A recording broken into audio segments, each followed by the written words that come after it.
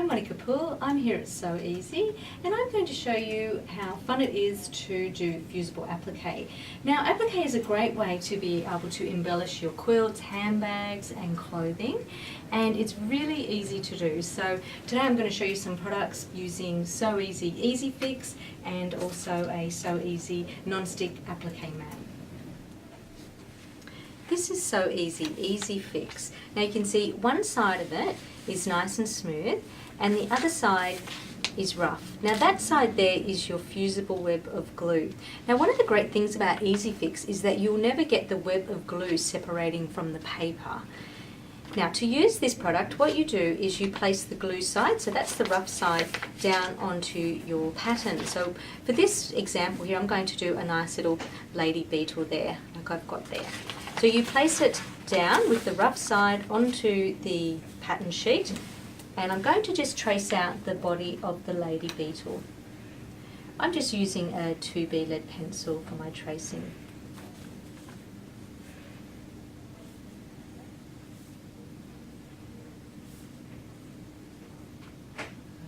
Now once you've traced that out, you actually roughly cut around the edge of the shape. So don't cut exactly on that pencil line, so just cutting around the edge. So that's a couple of millimeters or 1/8 of an inch around the edge of the shape there. The reason why you wouldn't cut the shape exactly at this point in time is because that would actually be a little bit of a waste of time, because we're going to cut it perfectly once it's onto the fabric.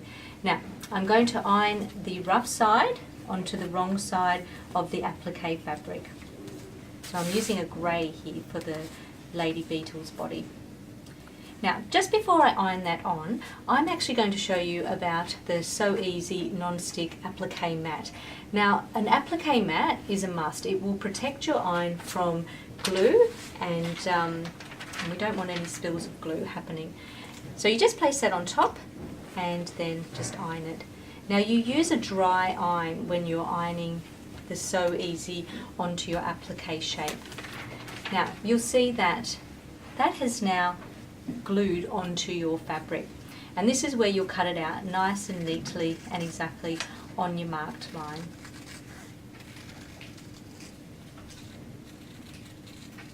Now by doing this, the glue will actually fuse to the fibres of the fabric, so you'll get less fraying by using your applique in this particular way. Okay, so there's my body of my lady beetle, and just previously I've already got my wings traced out. Now here's a really good trick when you're doing an applique shape which is layered. So you can see in this example here, I've got the body and then I've got the wings on top. So you can use your applique mat for this. So what you do is you sit that on top of your pattern sheet and then you peel away the paper backing. So sometimes you just might need to get your nails in there just to separate those layers. There we are. Now when you peel away the paper, that leaves the fusible web of glue on your fabric there. So I'm going to lay that down and position that in place where the body goes, and then I'm going to use the iron just lightly just to hold that in place. Now the next thing that gets layered on are these lower wings here. So I've already removed the paper from that piece there, and so I can position that, and then here's my other one here.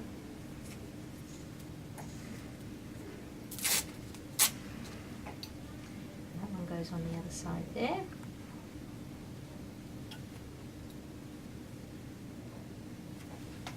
Just a nice little iron there in place. And then I've got my wings. One there. And then one on the other side there.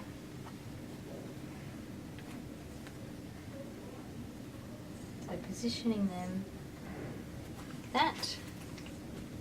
Now you can actually see, and I'll just show you there, that the upper wings overlap the under wings just by about a couple of millimeters or 1/8 of an inch there.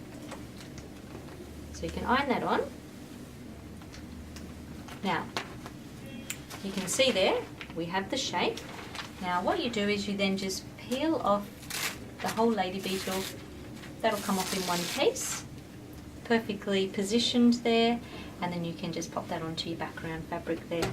Now, there's your fusible web of glue on the wrong side of your fabric, so just position where you'd like your lady beetle to go, and then just once again using your applique mat, just sit that on top and give that a press like that.